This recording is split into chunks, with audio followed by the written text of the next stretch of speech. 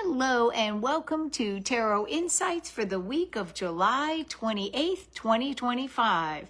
And I just realized my cards are behind me, so bear with me. Oh, got them. All right. Okay, so as always, what we do every Sunday at around 7:15, give or take, is I look at the energies coming up for the week and how we can best navigate them, using them to boost us forward, and when there's slow times or down times, how to make the most of those as well. So let's see what we have coming up for the week of July 28th.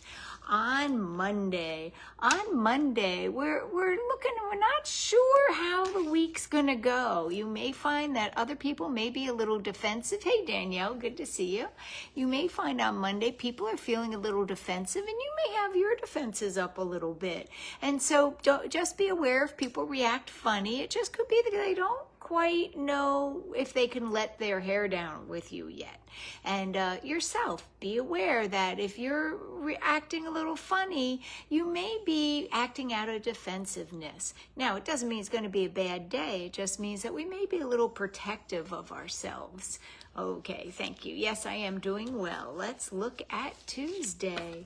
Tuesday, we have the King of Pentacles upside down. Watch out for spending a lot of money on Tuesday, because you may find that you overdraw your bank account, or you just may find that you go a bit over budget. You also may find Tuesday you might be a little tired. You may just not have the energy that you're hoping to have.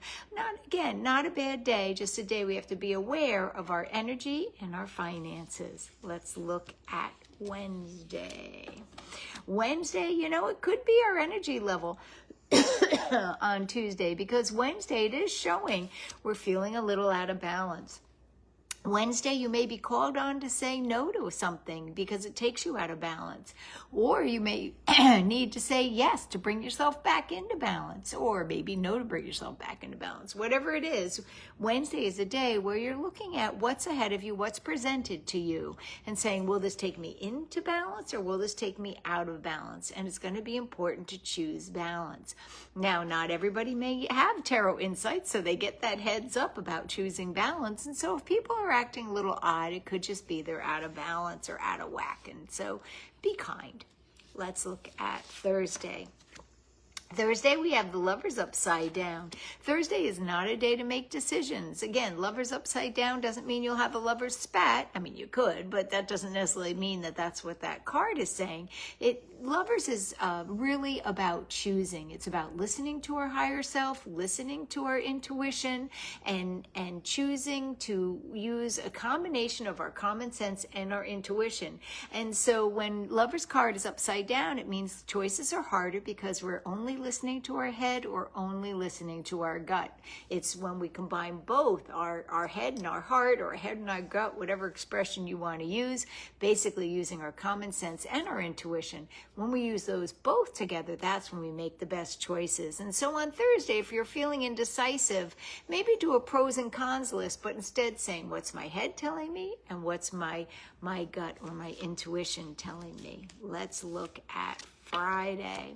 Friday, we're feeling strong, empowered, and passionate. Friday is a day where you may find that you're more able to go after your creative or your passionate pursuits.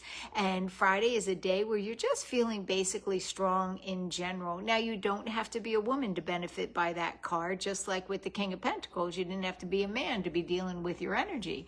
The cards are not based on genitals, they're based on energies. And so the Queen is normally in the birthing and creative role. The King is normally enjoying the fruits of that labor. And so here we have a Queen. She's in her creative energies and creative vibe.